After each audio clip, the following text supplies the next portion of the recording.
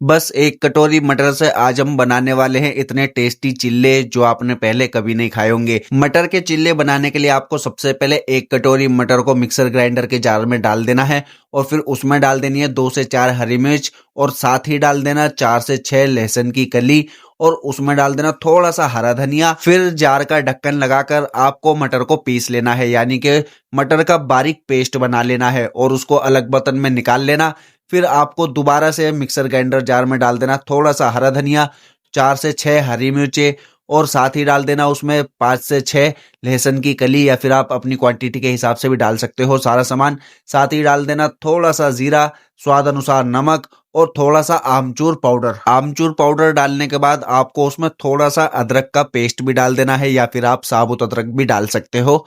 उसके बाद आपको उसमें डाल देना थोड़ा सा पानी, यानी कि जितनी भी पतली आपको चटनी रखनी हो उसके हिसाब से। फिर जार का ढक्कन लगाकर आपको चटनी भी अपनी पीस लेनी है। चटनी पीस जाए तो आपको उसको साइड में रख देना है और ले लेना है थोड़ी सी दही और थोड़ा सा अदरक का पेस्ट। फिर जो हमने अपने मटर पीसे थे उसके अंदर दही और अदरक के पेस्ट को शामिल कर देना है और फिर अच्छे से उसको मिक्स कर देना है, यानी कि अच्छी तरीके से फेंटना है ताकि दही की थोड़ी सी भी गुठली उसमें ना रहे। फिर आपको ले लेनी है एक कटोरी सूजी और सूजी को आपको अपने मटर के पेस्ट में डाल देना है थोड़ा थोड़ा कर कर, और उसको साथ ही साथ चलाते भी रहना ताकि आपकी सूजी की गुठली ना बने। फिर जब आप सूजी को मटर के पेस्ट में डालकर अच्छी तरीके से फेंट दोगे, यानी कि उसको अच्छी तरीके से मटर में मिक्स कर दोगे, उसके बाद आपको उसमें डाल देना थोड़ा सा खाने वाला सोडा, या फिर आप इनो भी डाल सकते हो, और साथ ही डाल देनी है आपको थोड़ी सी हल्दी। हल्दी डालने के बाद आपको उसमें डाल देना है थोड़ा सा धनिया पाउडर और अपने स्वाद अनुसार लाल मिर्चें भी ऐड कर देना।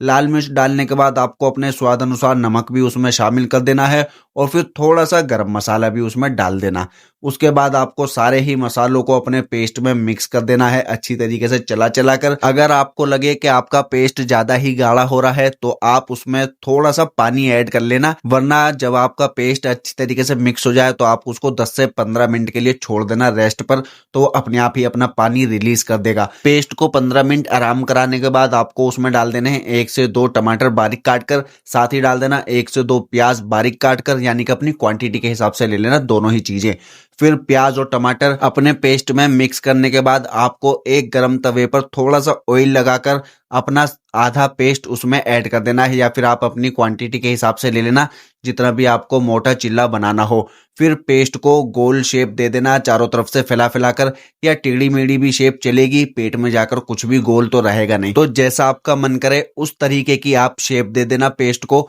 और फिर उसको ढककर पकने के लिए छोड़ देना 4 से 5 मिनट के लिए लो फ्लेम पर। जब आपका एक तरफ से अच्छी तरीके से चिल्ला पक जाए तो आपको उस पर अच्छी तरीके से ऑयल लगा देना है चारों तरफ, ताकि जब आप चिल्ले को पलटो तो वो इधर की तरफ से जले नहीं, यानी कि जिधर की तरफ से कच्चा है उधर की तरफ से जले नहीं, और ना ही आपका चिल्ला टूटे उठाते टाइम। तो इसलिए आपको उस पर अच्छे से तेल लगा देना है और फिर हल्के हाथ से आपको चिल्ले को पलट देना है। चिल्ले को पलटने के बाद आप चाहो तो थोड़ा सा ऑयल उसके चारों कोनों पर डाल सकते हो दोबारा, और फिर उसको ढककर पकने के लिए छोड़ देना।